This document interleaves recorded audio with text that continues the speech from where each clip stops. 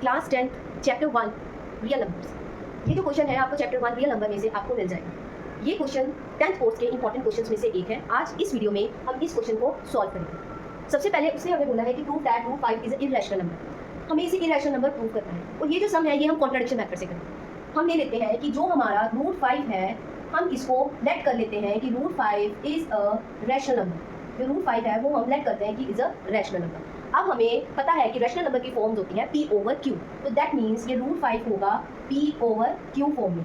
Where अब p over q form rational number की properties क्या कहती हैं कि जो p और q है, p and q have no common factor, इसमें कोई भी फैक्टर कॉमन नहीं है और रेदर देन इसके अलावा 1 के, रेदर देन 1 इसमें कॉमन फैक्टर जो है वो सिर्फ और सिर्फ 1 है।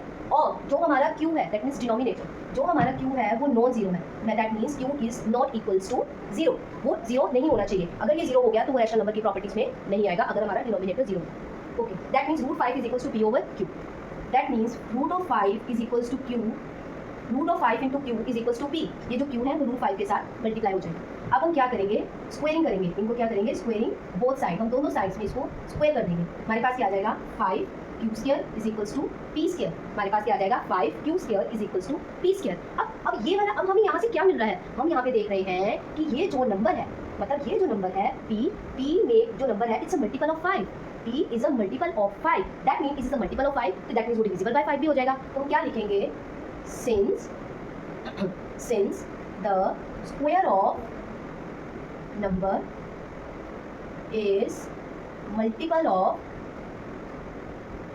5 only if it is divisible by 5। कहता है कोई नंबर स्क्वायर तभी होगा 5 का अगर कोई नंबर मल्टीपल है 5 का, तो वो उस 5 नंबर का डिविजिबल भी होगा। तो दैट मीन्स अब हम नेक्स्ट में क्या करेंगे, since p is multiple of 5, कहता है इसका मतलब है जो p है वो मल्टीपल ऑफ 5 है।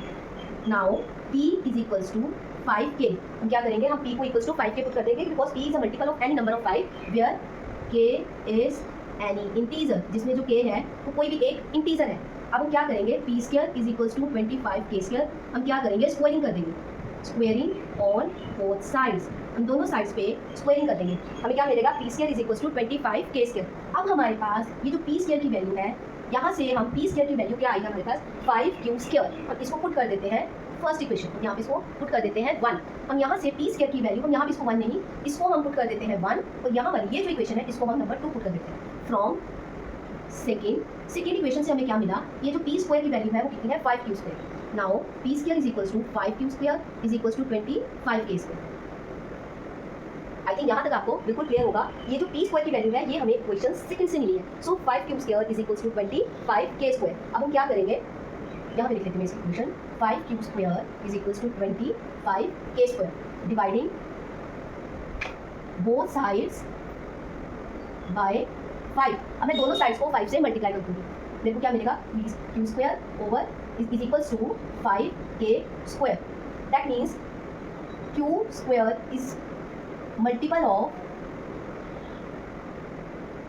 any number of 5, so q is also equals to 5k। अब इसका मतलब है इधर हमारे पास आया p is equals to 5k and q is also 5k। इसको मार्क कर देते हैं from third, इसको कर देते हैं fourth। now from third and fourth we get p and q have common number। इन दोनों में कॉमन नंबर का कॉमन नंबर नहीं, कॉमन मल्टीपल नंबर कौन सा आया है 5। दैट मीन्स p और q में, दोनों में q और p में एक कॉमन मल्टीपल आया है 5। सो बट हमारी जो रैशनल नंबर की प्रॉपर्टी क्या कहती है, p and q have no common factor. आप कॉमन मल्टीपल की जगह पे लिख सकते हो common factor. We get p and q have common factor 5। p और q में कॉमन फैक्टर क्या आया है 5, which is contradict the equation 1, which is contradict the equation 1. So root of 5 is a irrational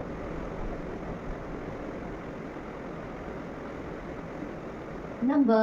So सबसे पहले हमने क्या किया, इसमें हमने रूट 5 को एक रैशनल नंबर लिया, उसके इक्वल हमने p ओवर q की प्रॉपर्टी लगा दी, जिसमें p और q ऐसा नंबर है जिसमें कोई भी कॉमन फैक्टर नहीं है।